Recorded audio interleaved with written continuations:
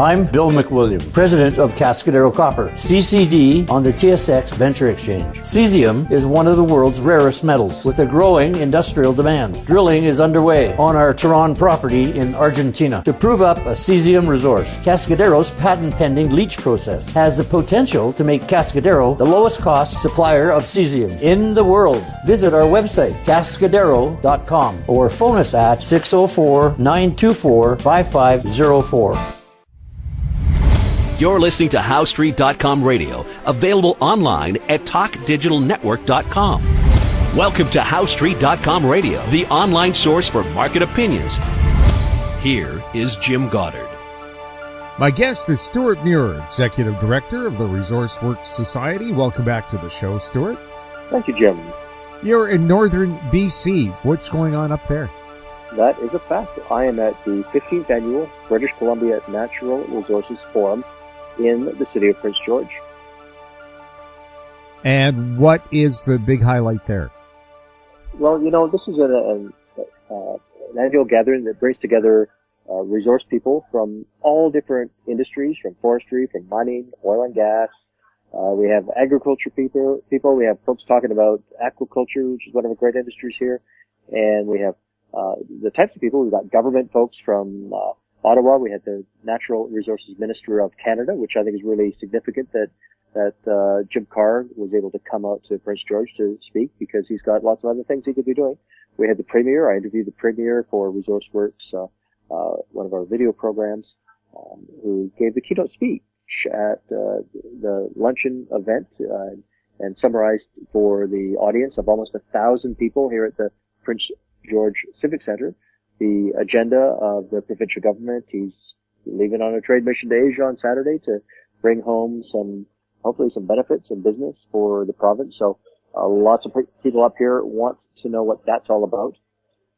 So industry, the big story, I'd say, Jim, is First Nations, though, because we're seeing increasingly the Indigenous people of Canada, especially BC, who are recognizing that the natural resource economy is one that they can and should engage in, because it lets them use their strength of being people of the land who have territory that is regional and rural in nature. So that's one of the opportunities you have if you live in the rural parts of the province, that you're close to where the forestry is, where the mineral deposits and other assets are. And increasingly the First Nations are embracing and recognizing this. We interviewed the national chief, Perry Bellegarde, who gave a speech here today that was pretty interesting. And I think, that's the future of BC and Canada, the reconciliation era, where the wrongs of the past are being righted through doing positive things to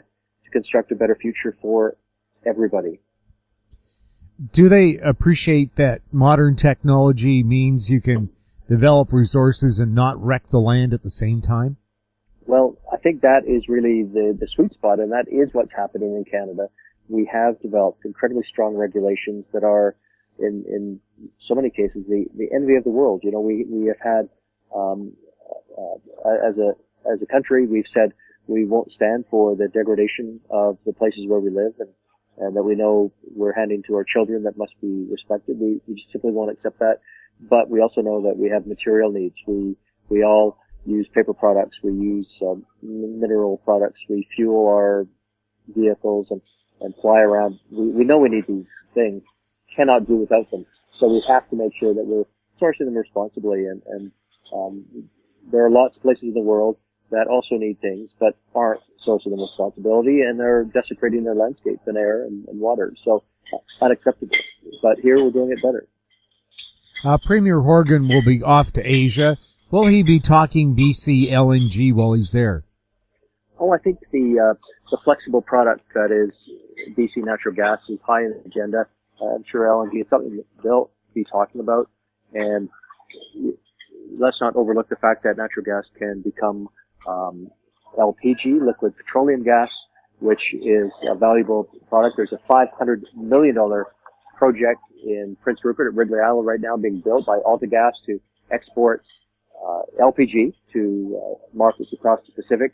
So that's but one of the many products that you can manufacture from natural gas And the LNG, we've got two products. The Premier said in Prince George that he thinks there are two LNG projects that could very well move to the finish line so that they are built on the coast and start shipping. So definitely, he clearly telegraphed, Premier Horgan did, that it's on the agenda. How have the Aboriginal people reacted to the different attitude? They, I think, are forming up better structures to have greater engagement in the economy.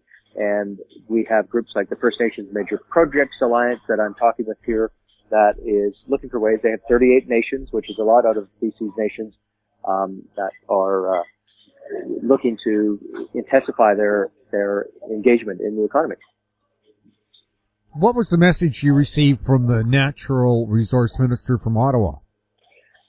It was that as a country, we have these great opportunities. We need to embrace them. And right now, the federal government is very conscious that some of the projects, for example, the Kinder Morgan project, the pipeline expansion, are encountering, different frictions that I think ultimately are all solvable, but we need to pull together because the benefits of doing that responsibly in a way that doesn't add to the climate change problem.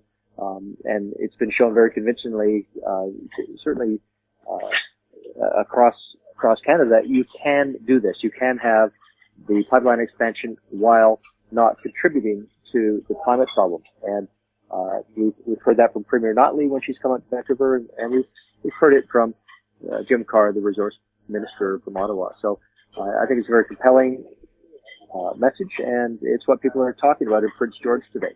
We'll have more with Stewart Muir right after the break.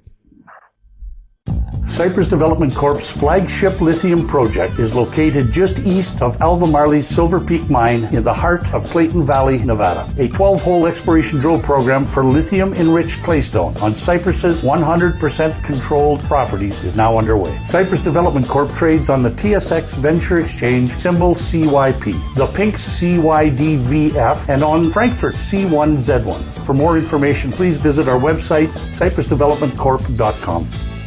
Glance Technologies owns and operates Glance Pay, a disruptive mobile payment technology now live in 16 cities in Canada and about to launch in the US. With revenues up 664% in the last quarter, Glance Technologies has the potential to be a worldwide leader in an industry projected to grow to $1.3 trillion in 3 years. Glance Technologies stock symbols are GLNFF in the US and GET in Canada. Find out more at glancepay.com. Welcome back. We're speaking with Stewart Muir. Stewart, there's been a lot of talk about the split. The NDP seems to be very urban-based, and, of course, our natural resources are in the rural areas. Any sign that that bridge is being crossed and is being embraced? Well, it's funny you should ask me that, Jim, because today I had the opportunity to interview Premier John Horgan, ask him pretty much that very question. Is the urban-rural divide one that is crippling our ability to realize the kind of shared prosperity that I believe everybody wants? And his answer was really interesting. He said, he's not so sure there is a meaningful divide. And I've heard that too. And he pointed out that the rural economy is very dependent on things that happen in the cities. In downtown Vancouver, for example, that is the mining capital, not just of the world, which it is for junior mining capital. It's also the capital of mining innovation, law, finance for the whole of rural British Columbia. So you can't have one without the other. And we've known that for a long time. So I think that was a very good point to make, that let's not be obsessed by this apparent beyond hope. If as you drive beyond hope and you're into the rural areas, a phrase we hear so often, that we needn't be too worried about that, because we can work these things out and not feel too great a barrier there.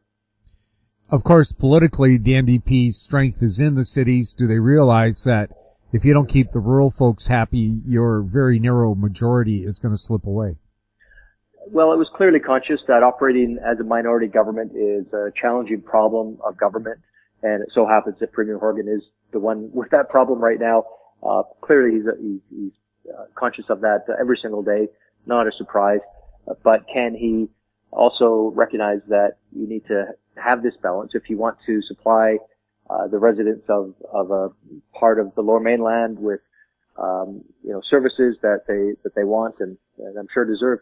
You have to be able to pay for them, and we're hearing speculation right now that the budget coming down in February, which will be the first NDP budget, is one that will come in a balanced fashion. It will be a good fiscal story. It will show good stewardship of the people's money. And, if that's what comes about, then I think that will be probably an early success that nobody can argue with for the Premier and his group. We'll have more with Stewart Muir right after this. Hi, I'm Douglas Mason, President and CEO of Magnum Gold Corp. Inc., MGI on the TSX Venture Exchange. A 2015 drill program on the LH property intersected high-grade gold, including 16.9 meters of 13.58 grams and 11 meters of 20.66 grams per ton gold. A follow-up drill program is planned to further evaluate previously identified subsurface high-grade gold mineralization. Please visit our website at magnumgoldcorp.com. Keep informed. Receive our weekly recap of thought-provoking articles, podcasts, and radio delivered to your inbox for free. Sign up for the HowStreet.com weekly recap on our homepage, HowStreet.com. Welcome back. We're speaking with Stewart Muir. Stewart, big things for mining coming up next week. Can you tell us about that? Yeah, well, a little about that. We have got the annual Roundup conference, the Association for Mineral Exploration of BC.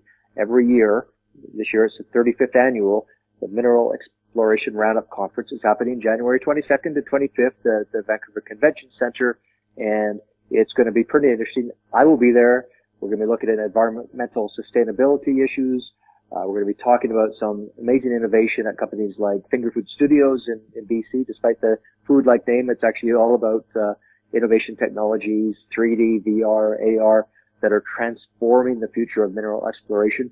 We'll be talking about some important First Nations issues again, and a lot of other things. It's an action-packed week. There's 6,000 people coming to town, and it's always something that I look forward to. Who are going to be some of the main speakers there? Well, we'll have Tom Rand. He's an environmental sustainability expert. He's someone who's been studying the clean technology story and how metals and minerals are so important and bringing that to life. I mean, just imagine if you wanted to get one of those new BMW green electric SUVs. That's got 21 kilograms of cobalt in it. Now, cobalt right now is mostly sourced from Africa in ways that are not very environmentally friendly. It's a bit of a problem, but you can't have those nice green electric cars without those inputs. How can we develop that? Right now, 6% of the world's cobalt comes from Canada. Wouldn't it be great if with our fantastic practices and talents we've got here that we could increase that so we're a bigger part of the global transition to cleaner, lower carbon forms of energy? And so Tom Rand is someone I'll be looking forward to hearing from on that topic. And are we going to have more talks and more presentations from the First Nations community? Yeah, there's a distinguished reconciliation expert, that is Dr. Robert Joseph. He'll be talking about the mutual benefits of effective First Nations partnerships, the importance of early project engagement. We hear all sorts of horror stories. Hopefully this is a thing of the past now of companies that just go and do things, make plans, actually, cut down trees or things without ever talking to the First Nation whose territory they're operating on. That did happen in the past. It's unacceptable today. And, part of the reconciliation process of righting the wrongs of the past in a way that, as I heard from Perry Bellegarde, the national chief today, has to be respectful, because there are realities of where people live today that are just, they are what they are. So how do you negotiate through these difficult situations? How can people find out more about this conference if they're interested in attending? Well, even though it's a professional industry audience that they're addressing, and most of this is a sort of ticket only, and you can certainly purchase admission for everybody. You can go to their Discovery Day, which is on Sunday. If you've got kids who are into science and technology, you can go down to the conference center and the doors are open for people to come in. You can see the exhibits. You get to talk to geologists, see these amazing things. I just love meeting these technical experts in these fields. That's one of the fun things about my job. I'm not a scientist. I'm not really a specialist in this, but I love learning, and you get to learn so much from the geologists who can explain the origins of these minerals and metals and the science they use to find them and do it safely. It's pretty cool. So Discovery Day, if you just Google Roundup and Discovery Day, I bet you'd very quickly find the details you need to be able to get the kids down there. Stewart, thank you so much for chatting with us from Prince George. You're most welcome. My guest has been Stewart Muir, Executive Director of the ResourceWorks Society. His website, resourceworks.com. You're listening to HowStreet.com radio. Find us on Twitter at HowStreet. Our very popular YouTube channel is Talk Digital Network. Questions for the show or our guests can be sent to info@HowStreet.com. I'm Jim Goddard. Thanks for listening. Comments made on HowStreet.com radio are an expression of opinion only and should not be construed in any matter whatsoever as recommendations to buy or sell any financial instrument at any time. Available online at TalkDigitalNetwork.com. HowStreet.com radio is a production of HowStreet Media Incorporated.